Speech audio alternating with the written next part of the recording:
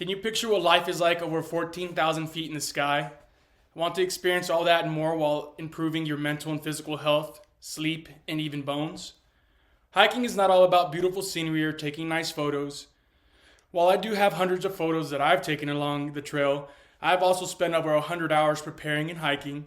I have traversed most kinds of terrains in here in Colorado. I have also watched many professionals on TV and documentaries and read books about being safe while hiking and put what I've learned into practice. Why should I go hiking, you may be asking? Well, in 2015, a study was done by Bratman, Hamilton, Hahn, Daly, and Gross on how nature experiences reduce rumination and subgenual prefrontal cortex activation.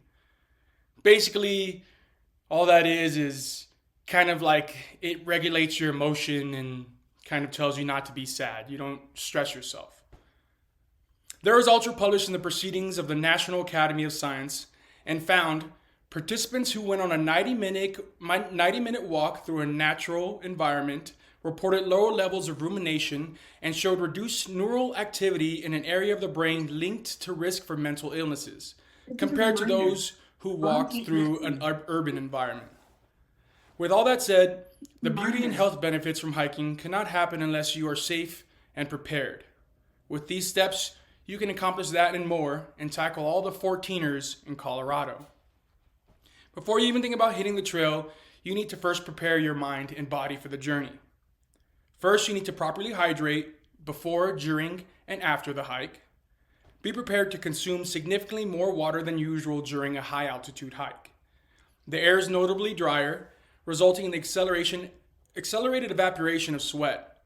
The Wilderness Medical Society states that water is lost through respiration twice as fast at high altitude when compared to sea level. It is suggested to drink at least an additional 32 to 48 ounces of water when at a high altitude hike.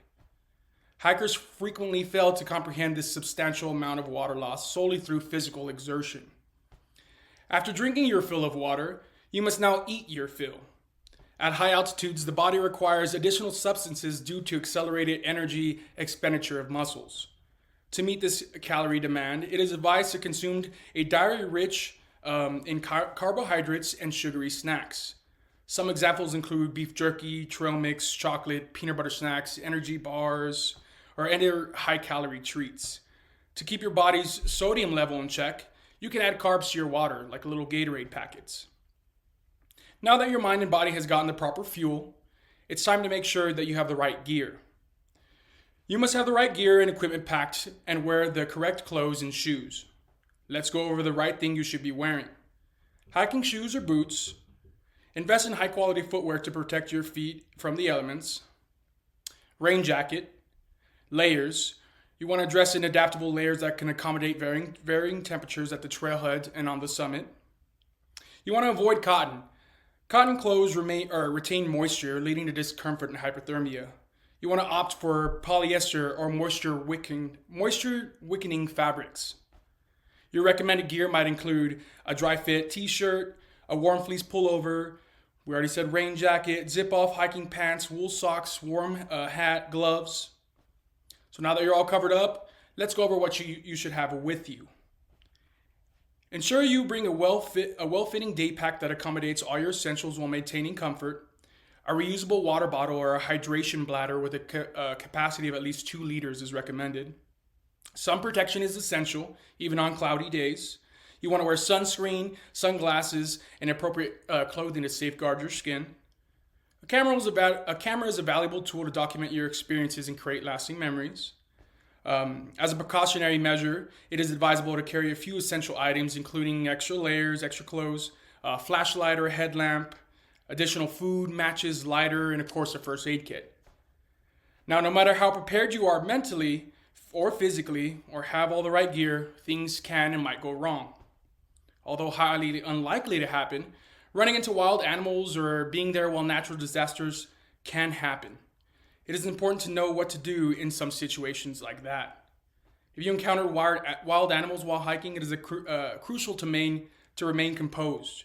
To ensure your safety, or make yourself appear larger by standing tall and maintaining eye contact.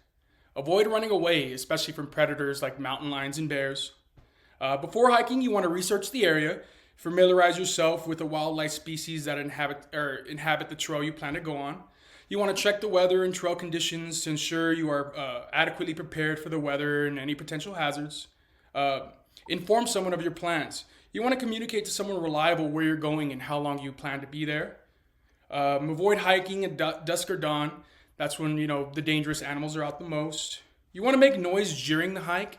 You want to sing, talk, whistle, anything to alert them of your presence. Maintain a safe distance. No approaching or feeding wild animals. Stay on the marked trails. They usually have well-maintained areas for you to walk through, so stay on those. If you do encounter a wild animal, you want to remain calm. Any sudden movements or running away, especially if a predator, that'll trigger like a chase mechanism. So you don't want to do that. You want to make loud noises, like we said, shout, clap, yell, throw rocks in the general area, fight back if you have to, use anything to defend yourself. That's if the animal's a predator. If it's a non-predator like a deer or an elk, like I said, don't approach it, just maintain a safe distance. You want to back away slowly and never turn your back to the animal. If you are attacked, in rare cases, like I said, you want to use any object you can find to defend yourself and fight back. You want to protect your head and your neck. Also, if possible, you can seek some shelter by a rock or a tree. Call for help immediately or contact any local emergency number if you do sustain any injuries. After the hike, you want to inspect yourself for any kind of scratches or just anything that you don't want to take back home. You do want to report any incidents if you encounter any wild animals. When you're hiking in Colorado, it's also imperative to be aware of the potential natural disasters such as flash floods, severe thunderstorms, lightning strikes. Didn't go too much into those because if the weather's bad, just don't go out. With all this comprehensive information, though, I hope you can find the paramount importance and necessity of meticulously preparing when embarking on a nature adventure. Equipping oneself with the appropriate gear and acquiring knowledge can significantly enhance one's chances of survival. Maintaining proper hydration, consuming nutritious substances, selecting suitable attire, and recognizing oneself as a mere visitor to the wildlife habitats and the natural playground will contribute to a safe and enjoyable experience. I strongly encourage you to internalize these principles that I have shared, as my ultimate goal is to witness more individuals appreciate the splendor of our planet. Thank you for your attention. Now I urge you to go forth and conquer a mountain.